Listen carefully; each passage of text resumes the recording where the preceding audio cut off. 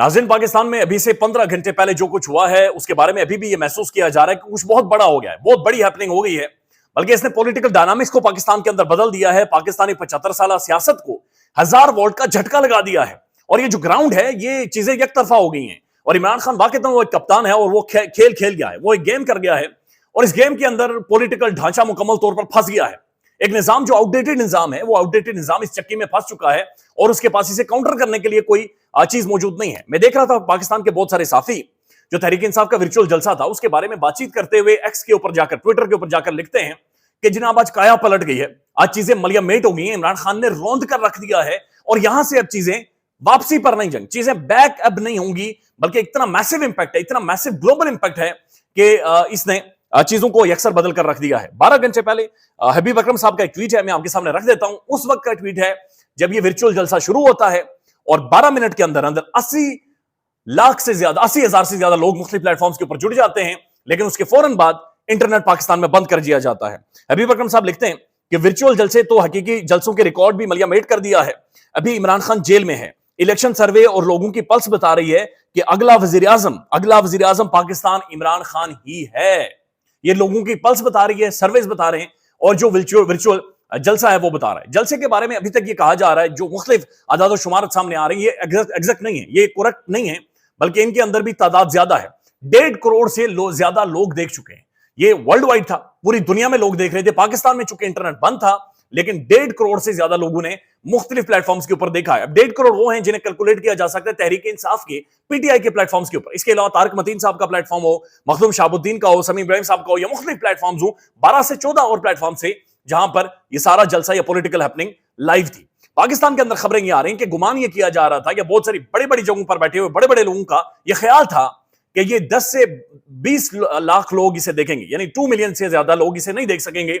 लेकिन उसके बाद जो ही तादाद चंद मिनट में, आधे घंटे के अंदर अंदर वो 60 मिलियन, 6 मिलियन, 7 मिलियन जब क्रॉस कर गई तो उसके बाद परेशानी हुई। फौरी तौर पर इंटरनेट के ऊपर कलाड़ी चला दी गई और पाकिस्तानी डेमोक्रेसी के ऊपर कलाड़ी चली और इंटरनेट पाकिस्तान भर में बंद कर दिया गया।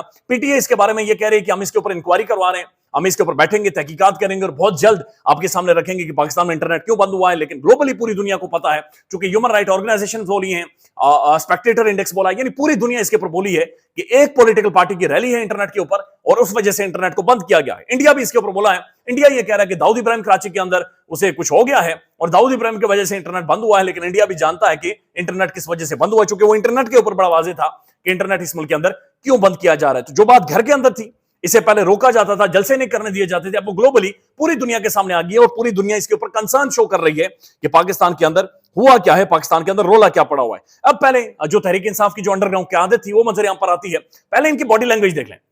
ये बॉडी लैंग्वेज बहुत ज्यादा इंटरेस्टिंग है और ये मुझे और आपको बहुत सारी कहानियां सुनाती है कि 7 माह में 8 माह में हुआ क्या है, तहरीक इंसाफ को किस तरह से कुचला जा रहा है, ये किस तरह से एक रंदा फेरा जा रहा है और ये इत्तेबाई इंसानी हुकूक की पामालियां किस तरह से की जा रही हैं। सबसे पहले जरताज गुल वजीर तहरीक इंसाफ और पाकिस्तान की सबसे गुड लुकिंग पॉलिटिशियन, उनके चेहरे की हालत देखें।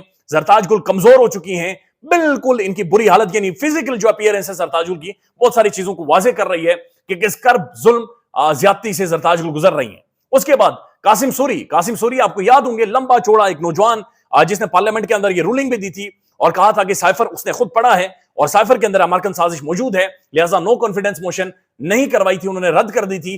कासिम खान सूरी, उनकी दाढ़ी गायब है, उनके बाल बिल्कुल छोटे हो गए हैं, मूछें उनकी आ गई हैं, लिहाजा अगेन शो करता है कि जो ऑप्टिक्स हैं वो डिफरेंट है। उसके बाद आजम सवाती again a very very brave politician, उनकी हालत देखें, वो भी अंडरग्राउंड है और वो इस तरह से सामने आए हैं। मुराद सईद सामने नहीं आए, मुराद सईद अंडरग्राउंड है, उनके बारे में किसी को कोई इतला नहीं है। तारिक मतीन साहब रिपोर्ट करते हैं कि उन्होंने तहरीक इंसाफ के 2 मुख्तलिफ शख्सियात से पूछा प्रोमिनेंट से कि मुराद सईद किधर है, तो उन्होंने कहा हमें कोई पता नहीं, मुराद सईद के बारे में हमें कोई इतला नहीं है।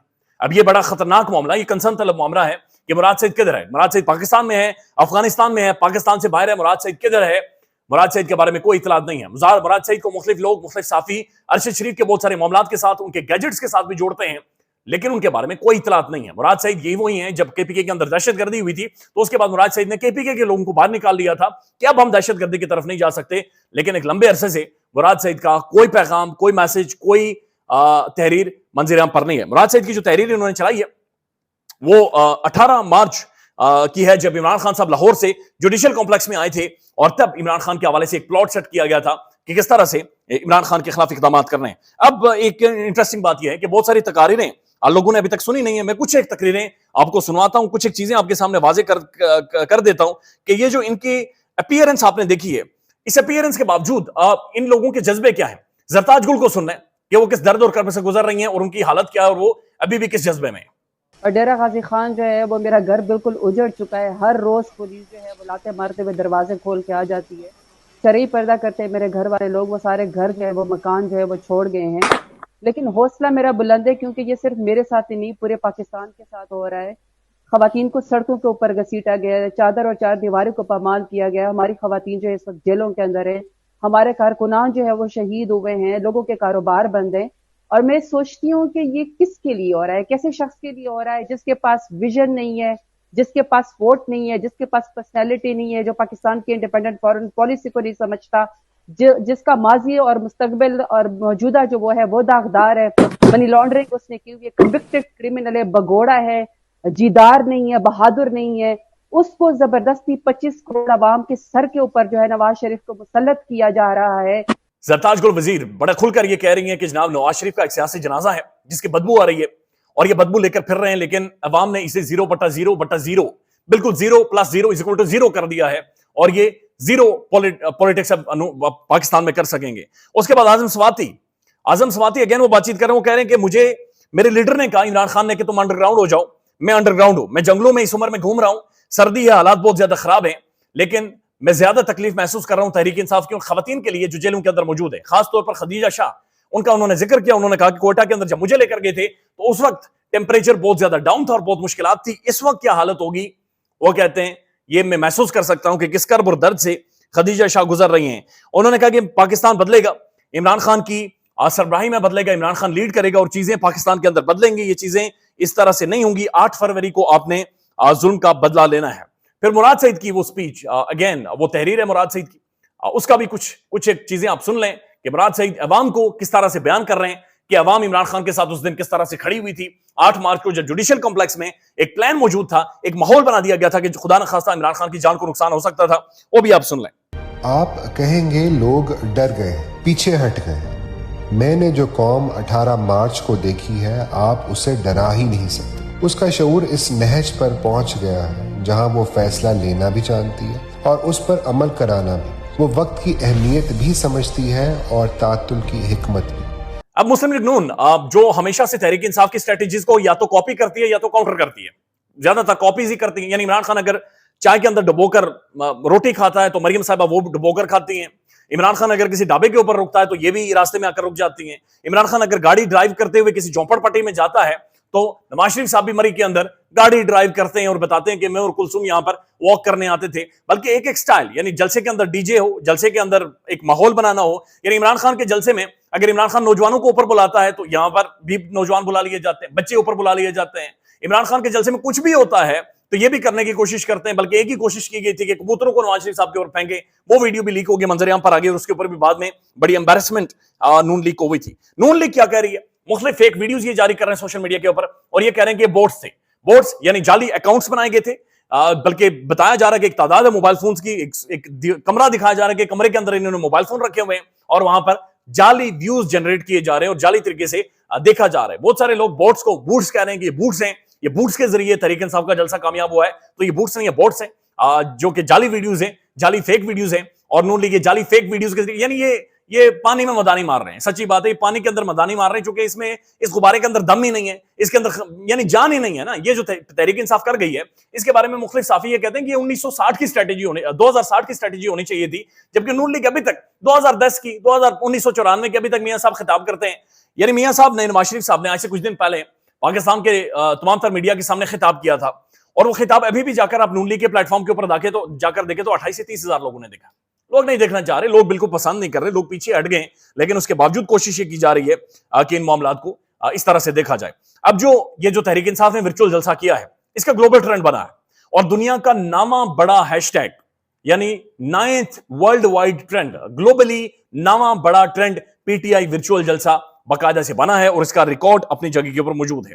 اب ایک اور خبر ہے جو کہ آج کی بڑی ڈیولپمنٹ ہے. شیر افضل مروت کے حوالے سے لاہور ہائی کورٹ کا فیصلہ بھی آیا ہے اور لاہور ہائی کورٹ نے شیر افضل مروت کے حوالے سے جو کہا گیا تھا کہ انہیں گرفتار کر لیں, انہیں نظر بند کر لیں, اسے کالا دم قرار دیا ہے. اسے انہوں نے اٹھا کر باہر پھینکا ہے اور انہوں نے کہا اللیگل ہے, غیر قانونی ہے, اور یہ غیر قانونی طور پر شیر افضل مروت کو جناب رکھا گیا ہے اور ان کی جو نظر بندی ہے اسے کالا دم قرار دے دیا گیا ہے بڑا واضح طور پر. اور یہ کھل کر واضح طور پر لاہور ہائی کورٹ کی اس وقت کی رولنگ ہے, لیکن let's see Lahore high court کے فیصلے مانے جاتے ہیں یا نہیں مانے جاتے, چونکہ پاکستان میں عدالتوں کے فیصلوں پر اس وقت توجہ نہیں دی جاتی.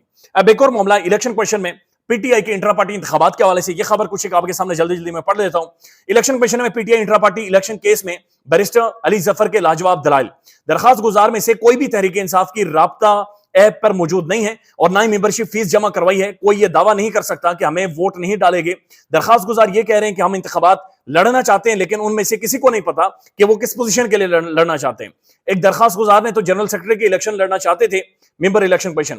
جنرل سیکرٹری کے انتخابات کوئی عام انتخابات نہیں ہوتے, الیکشن پینل کے ذریعے ہوتے ہیں. یہ خبر پختونخوا سے 20, بلوچستان سے 18, سندھ سے 17 اور سینٹر سے 15 ممبرز ان کے سامنے لاتے ہیں اور کہتے ہیں کہ ہم الیکشن لڑنا چاہتے ہیں, لہٰذا اس طرح سے الیکشنز نہیں لڑے جاتے. لاجواب دلائل انہوں نے دیے ہیں اور الیکشن کمیشن نے تحریک انصاف کا انٹرا پارٹی انتخابات کے اوپر فیصلہ محفوظ کر دیا ہے. اپڈیٹ ہوں گی آپ کے سامنے رکھیں گے, خیال رکھیے گا. اللہ حافظ. پاکستان میں اس وقت سب سے بڑا مسئلہ بولنے کا ہے. پاکستان میں بولنے نہیں دیا جاتا, زبانیں کھینچ لی جاتی ہیں, ڈر ہے, خوف ہے, ٹیرر ہے. پاکستان کا میڈیا مکمل طور پر کنٹرولڈ ہے, ویل مینجڈ ہے, ایک میسو سینسرشپ ہے.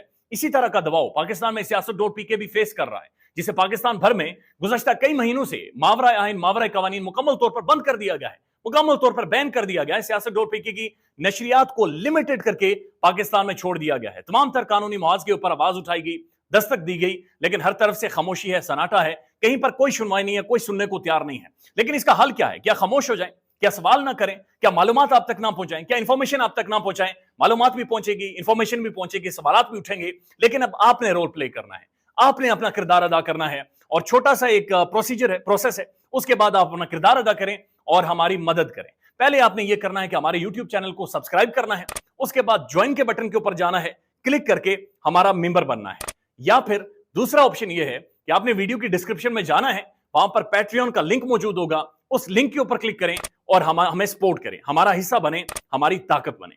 خیال رکھیے گا. اللہ حافظ.